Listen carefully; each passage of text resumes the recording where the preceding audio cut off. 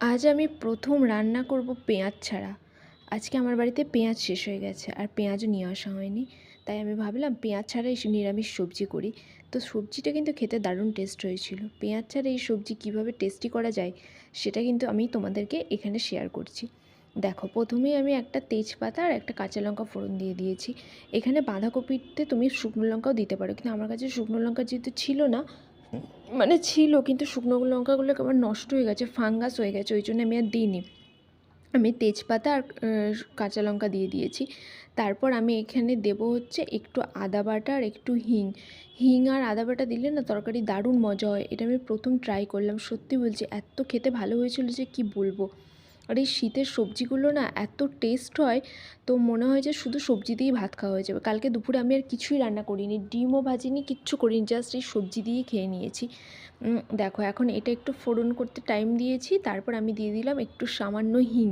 যতটা পরিমাণ বাঁধাকপি তার পরিমাণ অনুপাতে তোমাকে হিং দিতে হবে। তারপর দিয়ে দিলাম একটু আদা রসুন বাটা। শুধু আদা বাটা দিলেও হতো, কিন্তু আমার কাছে যেহেতু একসাথে দুটো বাটা আছে ওই জন্য আমি আদা রসুন একসাথেই দিলাম। আর আমি না সত্যি এক্সপেক্ট করিনি যে এত ভালো হবে। তোমাদের দাদাভাইকে কিন্তু আমি বলিনি যে এটা আমি হিং দিয়েছি, ও কিন্তু বুঝতে পারিনি, ভালোবেসেই খেয়েছে। আমার তো দারুণ টেস্টি লেগেছে। এরপর আমার বাড়িতে মানে যখনই বানাবো আমি এরকম পেঁয়াজ ছাড়া হিং দিয়েই বানাবো। তোমরা কিন্তু ট্রাই করো, খুব ভালো লাগবে দেখবে খেতে। এই যে দেখো, এখন এটা একটু আমি ভাজা ভাজা করে নিলাম। তারপর যে বাঁধাকপিটা আমি কুচিয়ে রেখেছিলাম সেই বাঁধাকপিটা দিয়ে দিচ্ছি। এই কোচানো বাঁধাকপিটা দিলে মানে ওটা বেশ জল ছাড়বে। তারপর হাই ফ্লেমে আমি নুন দিয়ে চাপা দিয়ে দেবো। তাও বাঁধাকপি না আমি মানে হাফেরও হাফ দিয়েছি, একটা হাফ পিস ছিল, তারপর যে হাফটা ছিল ওটা দিয়েছে। আর শীতকালে এই ঠান্ডায় রান্না করতে একদমই ভালো লাগছে না, মানে কোনো কাজ করতেই ভালো লাগছে না, খালি মনে হচ্ছে চুপচাপ বসে থাকি। কিন্তু বসে থাকলে তো আর দিন চলবে না, ওই জন্য কী আর করা যাবে, আমি বাঁধাকপিটা রান্না করতে চলে গেলাম। আবার ভাবছি রাতে যা হোক করবো, কিন্তু দিনে তো একটা সবজি করতেই হবে, দুবেলা তো আর জাতামাতা খাওয়া যায় না। তার জন্য এখন ভাবছি যে বাঁধাকপিটা রান্না করি। আর এইটা আমি যখন ভয়েস দিচ্ছি আজকে এখন বাজে হচ্ছে 10:30, কিন্তু বাইরে না এত কুয়াশা, পুরো মনে হচ্ছে অন্ধকার। আর কি হু হু করে ঠান্ডা আসছে, কিছুতেই কিছু ভাল লাগছে না। আর শীতকালে মানে রোদটাও ওঠেনি, তাহলে তো কাপড় জামা কাচা যায় বলো? রোদের জন্য না কাপড় জামাও কাচতে পারছি না। ব্যালকনিতে কাপড় জামা দিতে ছোটো জামা কাপড় কাচলেই না মানে 2 দিন টাইম লাগছে, তাহলে এত জামা কাপড় কেচে কোথায় শুকাবো বলো? আর ব্যালকনিতে যদি ভারী জামা কাপড় দিই না মানে তখন আরও বেশি ঠান্ডা আসবে। ওই জন্য আমি 2 দিন একটু ওয়েটই করে যাচ্ছি। তারপর দেখো, আমি না আলু দিতে ভুলে গেছিলাম, তো একটা আলু ছিল, আলু দিয়ে দিলাম। আর সব মশলা একটু একটু করে দিয়ে দেবো। যেহেতু আমি কাঁচা লঙ্কা দিয়েছি না, আমার এই গুঁড়ো লঙ্কার পরিমাণটা একটু কম দেওয়া উচিত ছিল। তরকারিটা বেশ ঝাল হয়েছে, আর একটু কম ঝাল হলে ভালো লাগতো, মানে আমার ঝাল লাগছে আর কি। সমস্ত মশলা হালকা হালকা দিয়ে দিয়েছি, দেখো কত জল ছেড়েছে লবণটা দেওয়ার পর। এখন এটা একদম চেপে ঢাকা দিয়ে দেবো। এটা চেপে বেশ ভালো করে ঢাকা দিয়ে তারপর যখন জল ছাড়বে তখন যদি জল লাগে আমি আরেকটু জল দেবো।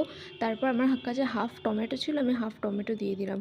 বাঁধাকপির সাথে টমেটোর কম্বিনেশনটা দেখবে খুব ভালো যায়। এখানে বাঁধাকপি হচ্ছে, এটা একটু মাখা মাখা করব। আর এখানে হচ্ছে বেগুন মাখিয়ে গেছি, আর বেশি কিছু করব না আজকে, এই সিম্পল রান্না, মানে এখন বাসনগুলো মাজবো। বাঁধাকপিটা অলমোস্ট হয়েই গেছে, এতে আর আমি কোনো গুঁড়ো মশলা টশলা দিলাম না, কারণ ওই ভাজা মশলা গুঁড়ো মশলা এগুলো আমি সব তরকারিতে দিই না, কেননা আমার ওগুলো খুব একটা ভালো লাগে না, তাই জন্য। এখন একটু টেবিলটা ভালো করে মুছে নিই, কেন বলো তো? টেবিলটা না মুছলে না আর ভালো লাগছে না। অনেক দিন ধরে কোনো কাজই করিনি এক্সট্রা, জাস্ট এই সমস্ত টুকটাক কাজগুলো করে রেখে দিচ্ছিলাম। আর আজকে টেবিলটা খুবই মানে একটু নোংরা হয়ে গেছিলো, তাই ভাবলাম টেবিলটা ভিজে কাপড় দিয়ে মুছি। খাবার জায়গাটা পরিষ্কার পরিচ্ছন্ন না থাকলে খেতেও ঠিক ভাল লাগে না। যে তরকারি দিয়েই ভাত খাই, খাবার জায়গাটা পরিষ্কার পরিচ্ছন্ন রাখতেই হবে। তারপর এর আগের দিন আমি যে জুতোর একটা পরিষ্কার করেছিলাম, এই কার্পেটের ওপর অনেক ধুলো পড়েছিল, কিন্তু আমি পরিষ্কার করতে পারিনি, তাই এটা একটু আমি প্লাস্টিকের মানে ঝাঁটাটা দিয়ে ঝেড়ে নিয়ে এখানটায় ঝাঁট দেবো। আর এখানটা আমি মাঝে মাঝে বসি, তো এখানটা পরিষ্কার পরিচ্ছন্ন আমি সবসময় রাখতে পছন্দ করি। আর এত ঠান্ডা, মেঝেটা মানে চোখে দেখা যাচ্ছে না, মনে হচ্ছে মেঝে থেকে ঠান্ডা উঠছে। তাই ভাবছি একটু পরে কার্পেটগুলো সব পরিষ্কার করে গুছিয়ে মানে বিছিয়ে দেবো। কার্পেটগুলো আমি এখনও পর্যন্ত ঠান্ডায় বার করিনি, তবে এই যা ঠান্ডা পড়েছে এখন যদি না বার করি আর কবে বার করব। ওই জন্য আমি আজকে একদম সমস্ত ঘরটা ভালো করে পরিষ্কার করে, পরিষ্কার বলতে আমি মুছিনি, জাস্ট ঝাড়ু দিয়ে ভালো করে এই কার্পেটগুলো পেতে দেবো। এখন এইটা আমি পেতে দিলাম। আর দেখো সোফাটাও এত মানে মেসি হয়েছে না, দুটো মানুষ থাকি দেখে মনে হচ্ছে কতগুলো মানুষ থাকি, ঘরে হয়তো কতই বাচ্চা আছে, কিন্তু তাও হয়ে যায় জানো তো, হয়তো এখানে বসছি ওখানে বসছি, আর সবসময় কি অত মেনটেন করে বসা যায় বলো? সবসময় তো মানে হট করে বসে আছি, সবসময় অত কিছু মাথায় রেখে তো বসা যায় না যে না এটা ঝুলে যাবে, এটা এইভাবে বসবো না, এইভাবে বসবো না। যাই হোক, পরে একটু করে নিলেই হলো।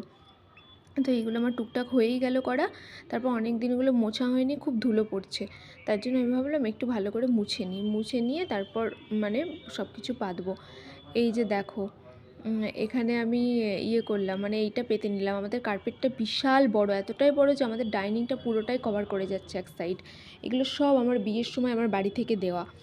বাড়ি থেকে আমার ওই হিরে থেকে জিরে পর্যন্ত সব জিনিসই দিয়েছিল, মানে কোনো জিনিসের জন্য কোনো অসুবিধা না হয়।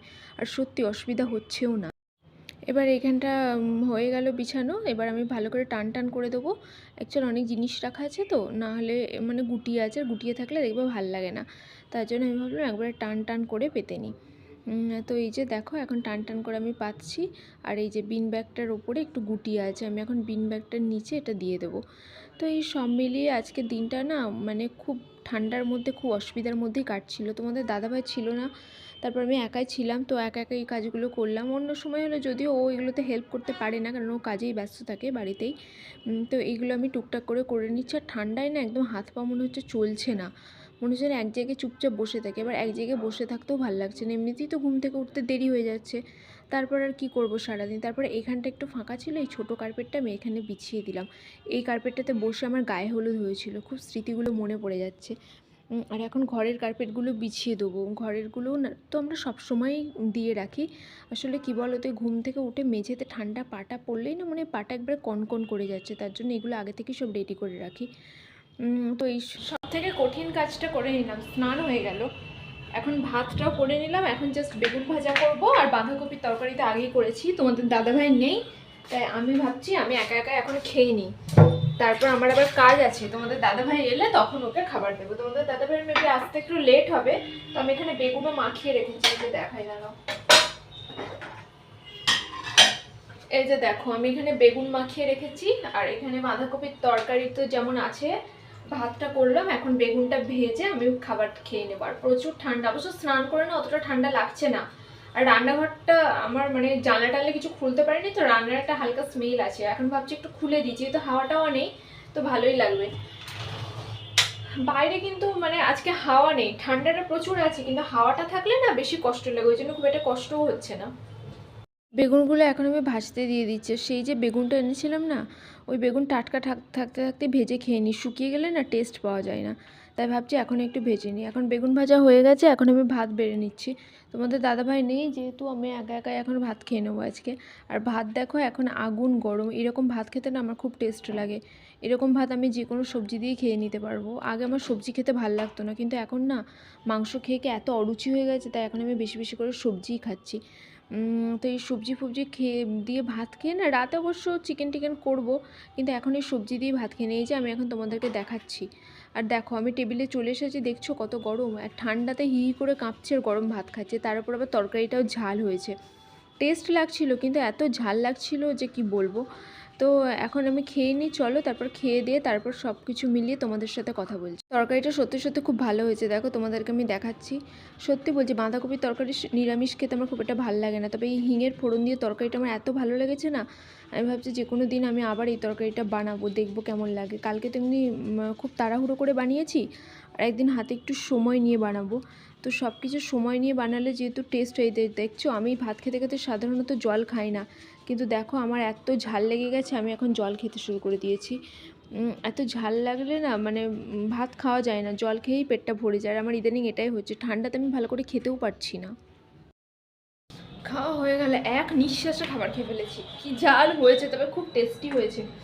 জল খেতে গেলে পুরো দাঁতগুলো একবারে কনকন কনকন করছে। বাবারে কি অসহ্য অস্বাভাবিক ঠান্ডা রে ভাই, এত ঠান্ডায়, ওরে বাবা বাইরেটা দেখো কি অস্বাভাবিক ঠান্ডা। আর আমাদের অঙ্গন গাছটা দেখছো ঠান্ডায় মরে যাচ্ছে, বিশ্বাস করো। দেখো গোড়া পুরো একদম ভেজা, পুরো গোড়া ভেজা, অতিরিক্ত ঠান্ডায় গাছটা মরে যাচ্ছে। অতিরিক্ত ঠান্ডায় মানুষেরই অবস্থা খারাপ, তারপর গাছের কি অবস্থা হবে বলো তো। এখন একটু রান্না করব, আজকে করব হচ্ছে চিকেন। সকালবেলা তো বললাম না তোমাদেরকে, একদম সবজি করেছি, তো তোমাদের দাদাভাই এসে আর সন্ধ্যা হয়ে গেছিলো আর ভাত খায়নি, তাই জন্য আমি ভাবলাম যেহেতু সকাল থেকে ভাত খাইনি, তাই এখন একটু মানে আমি ভালো কিছু রান্না করি। তো চিকেনটা আমি বার করে রেখেছি, এখন চিকেনটা করবো। আর এদিকে তোমাদের দাদাভাই অনেক বাজার নিয়ে এসেছে, বাজারগুলো আমার এখনও তোলা হয়নি। অনেক বাজার বলতে একটা মানে সানলাইট এনেছে, আর এই যে আলু পেঁয়াজ, এই আলু পেঁয়াজ এখনও তোলা হয়নি। এই আলু পেঁয়াজ, ডিম নিয়ে এসেছে। তো এগুলো এখন ঠিকঠাক করে রেখে রান্নাটা করব। প্রচুর ঠান্ডা লাগছে, কিন্তু রান্না তো না করলেই নয়, রান্না না করলে হবে না, কেননা দুপুরে যেহেতু ভালো করে এই যে খাওয়া দাওয়া হয়নি, তাই এখন একটু ভালো করে রান্নাটা করে নেব। চলো এখন আমি সব কিছু জোগাড় করে নিই। তার আগে বাঁধাকপির তরকারিটা আমাকে কড়া থেকে ট্রান্সফার করতে হবে, কারণ এই কড়াটাতে আমি চিকেন রান্না করব। রাতে আমার রান্না করার একদমই ইচ্ছে যাচ্ছিল না, কিন্তু তবুও করলাম যা হোক করে। তো এখন বাঁধাকপির তরকারিটা এই বাটিতে নিয়ে নিচ্ছি। এই তরকারি না, যেহেতু তোমাদের দাদাভাই ভাত খায়নি, অনেকটা তরকারি বেঁচে গেছে, ওই জন্য আমি ভাবলাম নষ্ট করে কি করব, আর তরকারিটা যেহেতু টেস্ট হয়েছে তো এতেই রেখে দিই। তো এইতে এখন তুলে রেখে তারপর এটাতেই আমি চিকেনটা করব। তো এই যে ঠান্ডার মধ্যে এত ঝামেলা সব কিছু করতে হচ্ছে, আসলে রান্না খাওয়া তো করতেই হবে, নাহলে কি আর খাবো বলো। তো এইসবই চলছে।